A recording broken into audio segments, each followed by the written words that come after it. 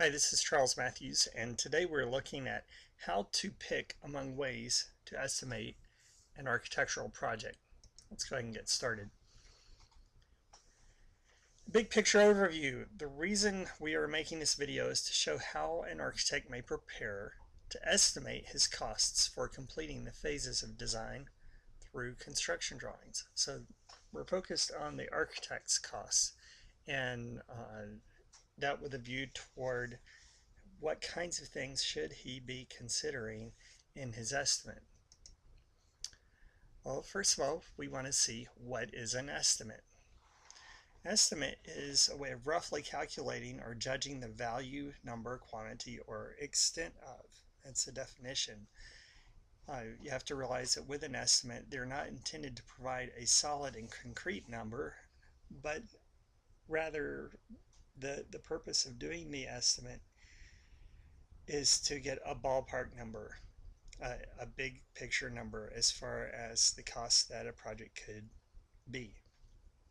They're intended to provide a best guess for purposes of making a decision to proceed with a certain job or not. So it's basically a tool that the client will use in order to see if he or she can complete the work that they're trying to do.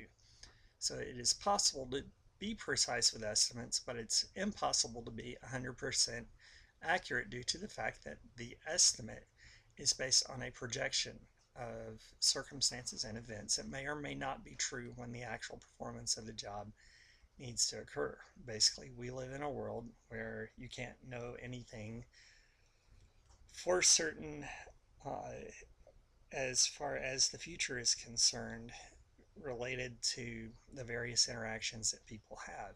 And so because of uh, that fact, every estimate is a best guess as far as what you're trying to accomplish. And so in order to decide what method we're going to use, we want to first of all find out from the client what their goals are, what their perspectives are as far as the time frame involved, as far as the costs are concerned, as far as phasing, when is the project going to be accomplished or need to be accomplished by. And so basically you go to the client first, ask which method he or she will prefer. Then you can use weighted categories of priorities in order to align toward a specific model based on your time, the availability of people to work on the job, and your current workload. And so in order to determine the method, you also have to be aware of your context, including what is your geographic context, or is the building going to be built on the side of a mountain or on a flat piece of land? What are the governmental constraints? Is the city that you are building in, is it known for taking a long time to get things approved? Is it a city that has a lot of graft and corruption? Or is it a really laid back kind of a city? What is the nature of the complexity of the problem that you'll be dealing with? And by problem, there are challenges that come up with each project, and they can be challenges that have to do with the people that are involved or with the situations that are trying or needing to be reconciled. And also, what is the potential for additional or future jobs?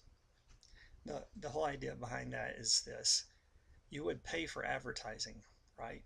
And so uh, you can pay essentially by way of giving up more of a fee at the beginning and deferring that into later projects if there is a greater potential for additional or future contracts.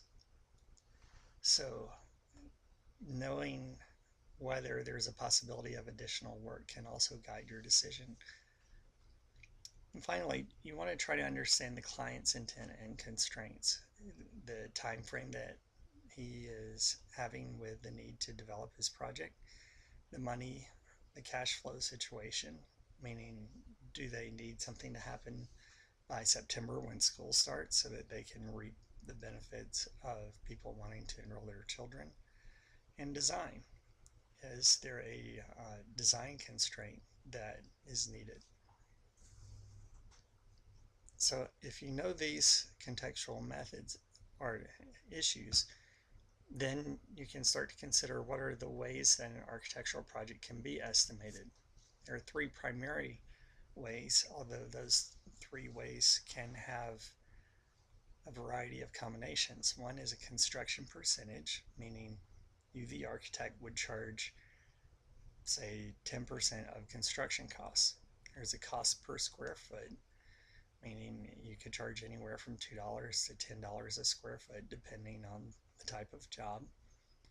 And there's a per hour basis, and that would mean basically you have a flat rate of, say, $100 an hour, whatever your flat rate is, and then you would charge based on that rate.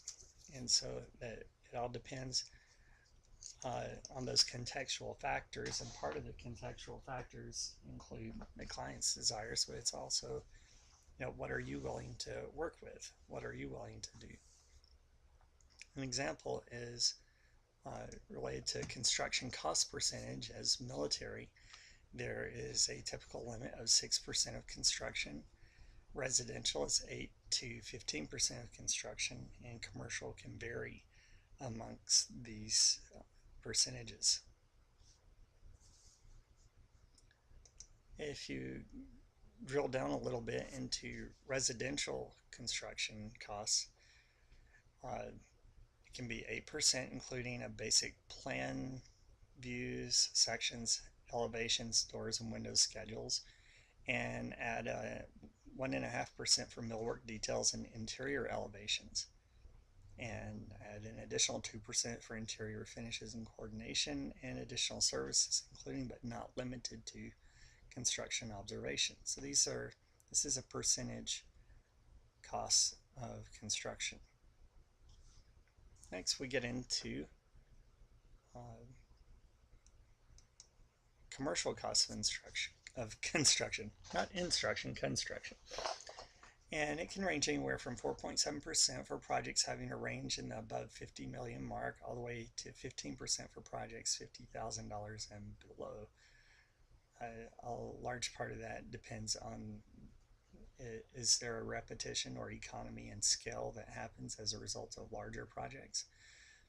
And smaller projects, it may be that they're smaller, but it could be that they require a lot more detailing and a personal touch.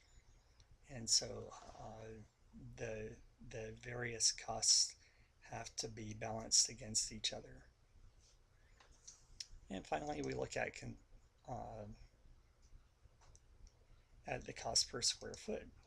And the cost per square foot, it can range from $2 to $5 per square foot and varies based on region of the country, availability of workers, and the type of construction. It could be more, but those are typical costs. And there is a cost per hour. Cost per hour can be based on a rate of professionals and other disciplines involved in performing the work, and where the architects could charge anywhere from $80 to $300 an hour, draftsmen charging $50 to $75 an hour, and clerical $20 to $30 an hour. Those are primary ways of looking at costs. There are other approaches where you combine aspects of each. Say you're starting off a project that will require a number of design iterations, so that could be done by the hour, and then in another phase where you're doing the construction documents and drawings, that could be a more expensive, it could be more of a flat fee, or any one of the other number of assessments by way of square foot, construction cost percentage, etc. So hybrid approaches combine because you never know exactly how long a client will want to do design iterations. And so realizing that there is time that's involved in working things out is the key. And finally, I want to address an innovative approach, and it's the value to the client approach. And basically, it requires some amount of risk taking by the architect. But if the architect charges a sufficient retainer to where he is able to start the work, and the client requires a specific level of performance, then the opportunity exists to go with a value to client approach, where the client would need to be educated as far as the possibilities there. But the architect would demonstrate value, track his time, and basically it comes down to the client paying you what he thinks your work is worth according to the value that you provided to him. So if we are examining the different ways that an architectural project could be bid, how to pick among those ways basically depends on your priorities, your understanding of the context, and your understanding of the various rates that are involved in estimating the project. So you choose based on your priorities that is determined from your knowledge of all of these characteristics. So I hope that helps you guys, and feel free to leave a comment below. Thanks. Hi, this is Charles Matthews. Just wanted to say thanks for watching the video. If you have any thoughts or comments, feel free to leave those below. Visit our website at grizzlybeararchitecture.com. This video is one in a series of videos that address various issues surrounding architecture and our practice of architecture and Grizzly Bear Architecture. And if you have any thoughts or comments, I'd really appreciate those. Thanks.